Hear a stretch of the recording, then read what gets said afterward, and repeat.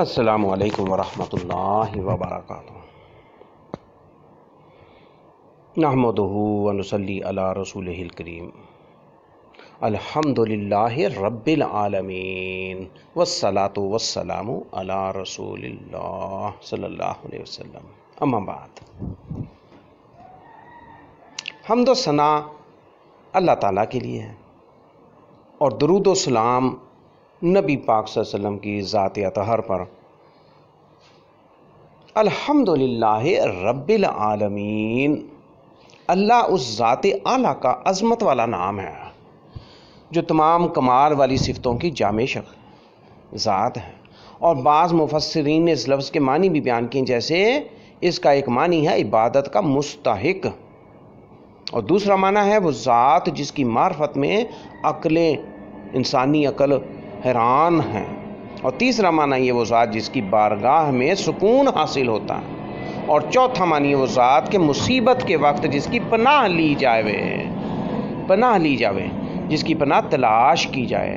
تو یہ معنی اللہ کے اندر موجود پائے گئے ہیں۔ یہ چار عام معنی لیے جاتے ہیں۔ پہلا کیا ہے کہ عبادت کا مستحق، للہ، عبادت کا مستحق للہ۔ دوسرا معنی اس کا کیا ہے جی؟ اور جس میں انسانی معرفت میں عقلیں حیران رہ جاتی ہیں، عقل حیران رہ جاتی ہے۔ یہ اگر ہم وجود پر غور کریں، کائنات پر، اپنے وجود پر غور کریں تو عقل حیران رہ جاتی ہے جی۔ اور اسی طرح اس کا یہ بھی معنی ہے کہ وہ ذات ہے، اللہ تعالیٰ وہ ذات ہے جس کی بارگاہ میں سکون حاصل ہوتا ہے۔ سکون فرشتوں کو بھی حاصل ہوتا اور شیطان کو بھی ہوتا تھا، آپ دیکھ لیں نا۔ تو وہ ذات جس کی بارگاہ میں سکون حاصل ہوتا ہے، وہ بھی اللہ کا یہ معنی لیا جاتا ہے۔ اور ایک اور معنی یہ لیا جاتا ہے کہ اللہ تعالیٰ وہ ذات ہے کہ مصیبت کے وقت، تکلیف کے وقت، رنج و الم کے وقت ہیں جی، تو جس کی پناہ تلاش کی جائے۔ یہ بیضاوی یہ سورۃ فاتحہ کی تفسیر میں یہ لکھتے ہیں، یہ حوالہ دیا گیا۔ اور رب العالمین، الحمد للہ رب العالمین، سارے جہانوں کا مالک ہے۔ رب العالمین، اللہ رب العالمین ہے جو سارے جہانوں کا مالک ہے۔ لفظ رب کے کئی معنی ہیں، جیسے سید، مالک، معبود، ثابت، مصلح، اور بتدریج کمال تک پہنچانے والا، اور اللہ تعالیٰ کے علاوہ ہر موجود چیز کو عالم کہتے ہیں۔ اس جہان کو عالم کہتے ہیں، اور اس میں تمام مخلوقات شامل و داخل ہیں۔ الرحمن الرحیم، رحمان اور رحیم اللہ تعالیٰ کے دو صفاتی نام ہیں، یہ اللہ کی صفت ہے۔ الرحمن الرحیم، بہت مہربان۔ الرحمن بہت بڑا مہربان، سب سے بڑا مہربان۔ اور رحیم یہ بھی اللہ کی صفاتی نام ہے۔ یہ بھی رحمان کا معنی نعمت عطا کرنے والی ذات، وہ ذات جو بہت زیادہ رحمت فرمائے، اور رحیم کا معنی ہے بہت رحمت فرمانے والا۔ یہ بات یاد رہے کہ حقیقی طور پر نعمت عطا فرمانے والی ذات تو اللہ تعالیٰ ہی کی ہے، اور وہی تنہا ذات ہے جو اپنی رحمت کا بدلہ طلب نہیں فرماتی۔ ہر چھوٹی بڑی ظاہری، باطنی اور جسمانی، روحانی، دنیاوی اور اخروی نعمتیں اللہ تعالیٰ ہی کی عطا کرنا ہے، اور دنیا میں جس شخص تک جو نعمت پہنچتی ہے وہ اللہ تعالیٰ کی رحمت ہی سے ہے۔ جو نعمت پہنچتی ہے اللہ تعالیٰ کی، وہ اسی کی رحمت سے ہی ہے، کیونکہ کسی کے دل میں رحم کا جذبہ پیدا کرنا، رحم پر قدرت دینا، نعمت کو وجود میں لے آنا، دوسرے کا اس نعمت سے فائدہ اٹھانا، اور فائدہ اٹھانے کے لیے اعضاء کی سلامتی عطا کرنا، یہ سب اللہ تعالیٰ ہی کی طرف سے ہیں۔ اللہ تعالیٰ کی وسیع رحمت دیکھ کر ہمیں گناہوں پر نہیں آ جانا چاہیے، بے باک گناہوں پر نہیں ہونا چاہیے۔ ابو عبداللہ محمد بن احمد قرطبی رحمہ اللہ، امام قرطبی ہیں جی، فرماتے ہیں اللہ تعالیٰ نے رب العالمین کے بعد اپنے دو اوصاف رحمان اور رحیم بیان فرمائے ہیں۔ اس کی وجہ یہ ہے کہ جب اللہ تعالیٰ نے فرمایا کہ وہ رب العالمین ہے، تو اس سے سننے اور پڑھنے والے کے دل میں اللہ تعالیٰ کی عظمت کی وجہ سے اس کا خوف پیدا ہو گیا۔ تو اس کے ساتھ ہی اللہ تعالیٰ کے دو اوصاف الرحمن اور الرحیم ذکر کر دیے گئے، جن کے ذمن میں اللہ تعالیٰ کی اطاعت کرنے کی ترغیب ہے۔ یوں ترغیب و ترغیب دونوں کا بیان ہو گیا تاکہ بندہ اللہ تعالیٰ کی اطاعت کرنے کی طرف اچھی طرح راغب ہو جائے اور اس کی نافرمانی کرنے سے رک جائے اور رکنے کی خوب کوشش کرے۔ قرآن مجید میں اور مقامات پر اللہ تعالیٰ کی رحمت اور اس کے عذاب دونوں کو واضح طور پر ایک ساتھ ذکر کیا گیا ہے۔ اللہ تعالیٰ ارشاد فرماتے ہیں نبئ عبادی انی انا الغفور الرحیم وان عذابی هو العذاب العلیم۔ سورۃ ہجر 49-50 آیات۔ نبئ عبادی، میرے بندوں کو خبر دے دو، نبئ عبادی جی میرے بندوں کو خبر دے دو، انی انا الغفور الرحیم کہ بے شک میں ہی بخشنے والا مہربان ہوں، غفور الرحیم ہوں، وَأَنَّ عَذَابِي اور بے شک میرا عذاب، وَالْعَذَابُ الْعَلِيمُ بڑا دردناک عذاب ہے، میرا عذاب بڑا دردناک عذاب ہے۔ نبئ عبادی انی انا الغفور الرحیم وَأَنَّ عَذَابِي هُوَ الْعَذَابُ الْعَلِيمُ۔ ایک اور جگہ ارشاد اللہ تعالیٰ فرماتے ہیں غافر الذنب وقابل التوب شدید العقاب ذی الطول لا الہ الا هو الیہ المصیر۔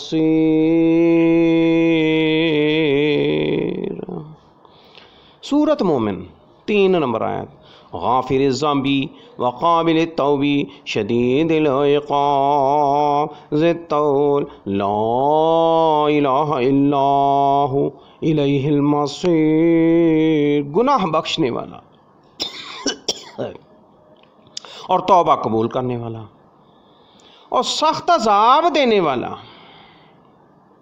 بڑے انعام عطا فرمانے والا، اس کے سوا کوئی معبود نہیں، اسی کی طرف لوٹ کے جانا ہے، اسی کی طرف پھرنا ہے جی۔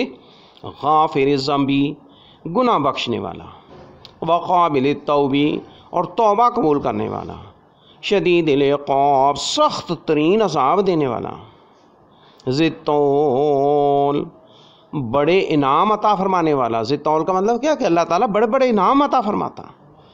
لا الہ الا ہو اس کے سوا کوئی معبود نہیں، الیہ المصیر اسی کی طرف پھر کے جانا، اس کی طرف پھرنا ہے۔ حضرت ابو ہریرہ رضی اللہ تعالیٰ عنہ سے روایت ہے رسول اللہ صلی اللہ علیہ وسلم نے ارشاد فرمایا اگر مومن جان لیتا کہ اللہ تعالیٰ کے پاس کتنا عذاب ہے تو کوئی بھی اس کی جنت کی امید نہ رکھتا، اور اگر کافر جان لیتا کہ اللہ تعالیٰ کے پاس کتنی رحمت ہے تو اس کی جنت سے کوئی نا امید نہ ہوتا۔ صحیح مسلم شریف کتاب التوبہ باب فی سعۃ رحمۃ اللہ۔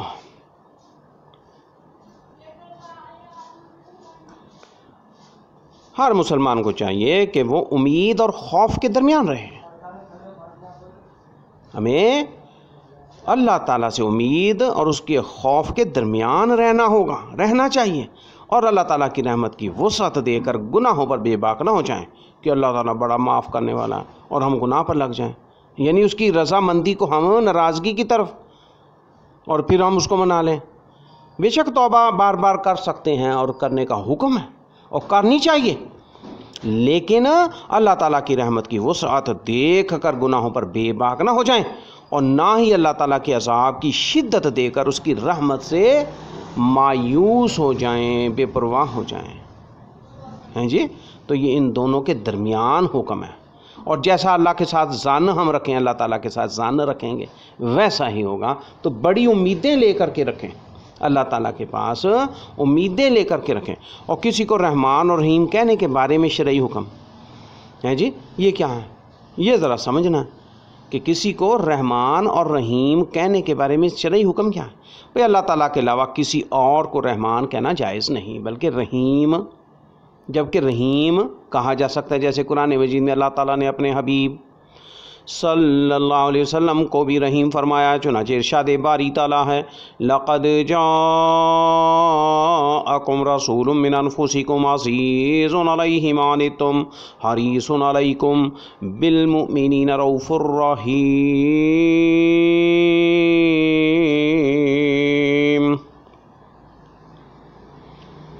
سورۃ توبہ 128 نمبر آیت۔ بے شک تمہارے پاس تم میں سے وہ عظیم رسول تشریف لے آئے، تم ہی میں سے وہ عظیم رسول تشریف لے آئے جن پر تمہارا مشقت میں پڑنا بہت بھاری گزرتا ہے، تمہارا مشقت میں پڑنا اس پر بڑا بھاری گزرتا ہے، وہ تمہاری بھلائی کے نہایت چاہنے والے، مسلمانوں پر بہت مہربان، رحمت فرمانے والے ہیں۔ تو اس آیت مبارکہ میں اللہ تعالیٰ نبی پاک کو رحیم فرما رہے ہیں۔ کیا فرمایا ہے جی؟ لقد جاءکم، اس آیت پر غور کر لیں ہم، بڑی زبردست آیت ہے قرآن پاک۔ اللہ تعالیٰ ارشاد فرماتے ہیں لقد جاءکم رسول من انفسکم عزیز علیہ ما عنتم حریص علیکم بالمؤمنین رؤوف رحیم۔ ایک آیت مبارکہ، اس میں اللہ تعالیٰ نے کتنے میسیجز دیے ہیں، ہمیں یہ جان لینا چاہیے ہیں جی۔ اللہ تعالیٰ نبی پاک صلی اللہ علیہ وسلم کی تعریفیں بیان فرما رہے ہیں، دیکھو ان کی عظمتیں ہیں جی، ان کے مقام واضح فرما رہے ہیں۔ کیا فرمایا؟ بے شک تمہارے پاس تم ہی میں سے وہ عظیم ہستی، وہ عظیم رسول تشریف لے آئے، جاءکم ہیں جی، رسول من انفسکم، وہ تم ہی میں سے ہیں، یعنی انسان ہے، وہ بشری شکل میں، بشری تقاضوں کے تحت سارا کچھ، اور عرب میں آئے، عربوں میں آئے، عربی زبان جاننے والوں کے پاس عرب ہے جی۔ آپ دیکھ لیں تو کیا فرمایا؟ یہ اللہ تعالیٰ قسمیہ بات کر رہے ہیں اور شک و شبہ سے بالا تر بات ہے۔ لقد، البتہ تحقیق، جاءکم ہے جی، تمہارے پاس آ گئے، رسول محمد الرسول اللہ صلی اللہ علیہ وسلم آ گئے، من انفسکم، جو تمہیں میں سے ہیں، وہ عظیم رسول رسول اللہ صلی اللہ علیہ وسلم تمہیں میں سے ہیں، انہیں تمہیں میں تشریف لائے ہیں۔ کیا فرمایا؟ بے شک تمہارے پاس تم میں سے وہ عظیم رسول تشریف لے آئے، عزیز علیہ ما عنتم حریص علیکم بالمؤمنین، جن پر تمہارا مشقت میں پڑنا بہت بھاری گزرتا ہے جی، وہ تمہاری بھلائی کے نہایت چاہنے والے ہیں، حریص ہیں کہ تم کامیاب ہو جاؤ، بھلا پالو، نیکی میں آ جاؤ، نیکی کر لو اور جنت میں داخل ہو جاؤ اور جہنم سے بچ کے آگ سے بچ جاؤ ہیں جی۔ یہ حریص کا لفظ استعمال کیا گیا، معنی تم حریص علیکم بالمؤمنین، تمہاری بھلائی کے نہایت چاہنے والے ہیں، اور رؤوف الرحیم، مسلمانوں پر بہت مہربان ہے اور رحمت فرمانے والے ہیں، رؤوف الرحیم۔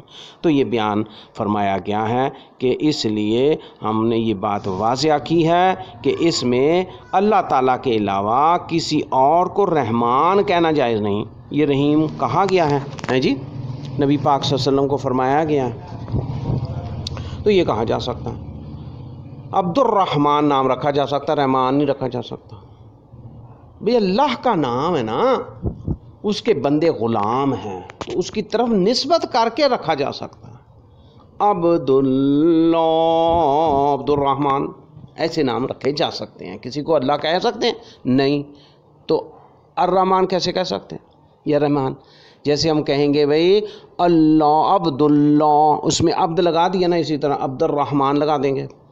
جیسے اللہ نہیں کہہ سکتے، یہ اللہ کا ویسے ذاتی نام ہے اور رحمان صفاتی نام ہے، یہ کچھ واضح اس میں ہے، فرق ہے تو، لیکن ذاتی نام اللہ تعالیٰ کا اللہ ہے۔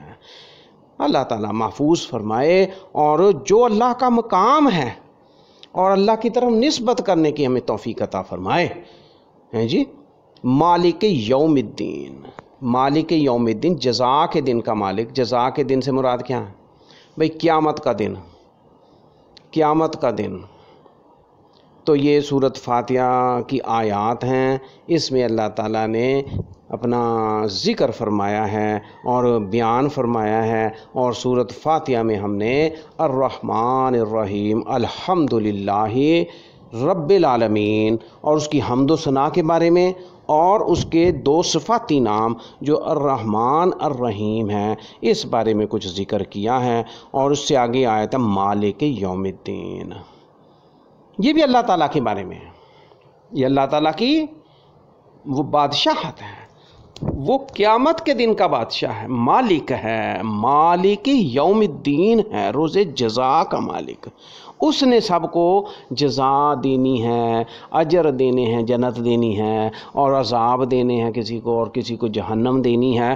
تو جزا کے دن کا مالک قرار دیا گیا ہے، یہ اللہ تعالیٰ کے لیے ہی فرمایا گیا ہے۔ جزا کے دن سے مراد قیامت کا دن ہے کہ اس دن نیک اعمال کرنے والے مسلمانوں، مومنین، متقین کو اجر و ثواب ملے گا، اور گناہ گاروں کو، منافقین کو اور کافروں کو آگ کا عذاب و سزا ملے گی۔ یہ ہم سمجھ لیں، یہ یقین کر لیں، یہ کوئی ایسی ویسی کہانی بات نہیں ہے، یہ جھوٹی یا کوئی فرلو بات نہیں ہے۔ جی کیا فرمایا گیا؟ جبکہ مالک اسے کہتے ہیں جو اپنی ملکیت میں موجود چیزوں میں جیسے چاہے تصرف کرے، اپنی ملکیت میں موجود چیزوں میں جیسے چاہے تصرف کرے، خرچ کرے۔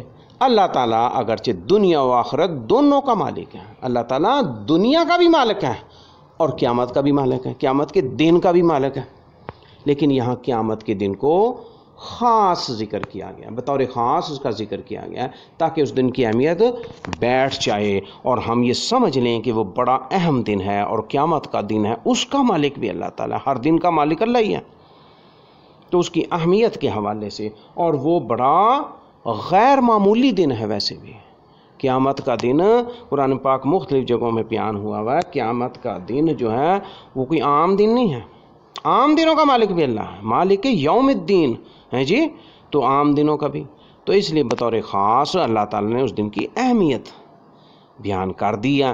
اس دن میں ہم نے اللہ تعالیٰ کی مدد کے بغیر کچھ نہیں حاصل ہو سکتا کسی کو بھی، تو دنیا کے مقابلے میں آخرت میں اللہ تعالیٰ کے مالک ہونے کا ظہور زیادہ ہوگا، کیونکہ اس دن کسی کے پاس ظاہری سلطنت بھی نہ ہوگی۔ یہ دنیا کی جو سلطنت ہے، یہ بادشاہت ہے، یہ ملوکیت ہے، یہ خلافت ہے، یہ نعمتیں ملی ہوئی ہیں، اختیارات ملے ہوئے ہیں، بڑا بڑا کچھ کر سکتے ہیں، تو اس دن یہ کچھ بھی نہیں ہونا ہے جی۔ اس دن کسی کے پاس ظاہری اختیار نہیں ہونا، کوئی سلطنت نہیں ہونی، کوئی کچھ نہیں ہونا جو اللہ تعالیٰ نے دنیا میں لوگوں کو عطا فرمایا ہے۔ اس لیے یہاں یہ خاص طور پر قیامت کے دن کی ملکیت کا ذکر کیا گیا ہے، یعنی وہ ایسا دن ہوگا کسی کا کوئی اختیار نہیں ہوگا، کسی کے پاس کوئی سلطنت، کوئی روب، کوئی دبدبہ، کوئی چیز، ملکیت نہیں ہوگی قیامت کے دن۔ اس دنیا میں تو عام دنوں میں بھی اور دیگر میں بھی سب کے پاس اختیارات ہیں، اور طرح طرح کے اختیارات، اور بڑے بڑے اختیارات ہیں، اور سلطنت ہیں، اور خلافتیں ہیں، اور بڑے بڑے ملک پائے گئے ہیں، اور گھر کی سلطنت اور دیگر سلطنتیں ہیں جی، بڑا بڑا کچھ پایا گیا۔ اس لیے بطور خاص مالک اللہ تعالیٰ کو قرار دیا گیا ہے یوم الدین کا، کہ وہ قیامت کے دن کا مالک ہے۔ دوسرے حصے میں ہم نے الحمدللہ رب العالمین الرحمن الرحیم مالک یوم الدین، اس کا کچھ تذکرہ کیا ہے، تو سمجھنے کے لیے اور اللہ تعالیٰ کی طرف لو لگانے کے لیے، اور اللہ کی حمد اور اس کی تعریفات اور اس کی شکر اس کے لیے کہ وہ رب العالمین ہے جی، الرحمن الرحیم۔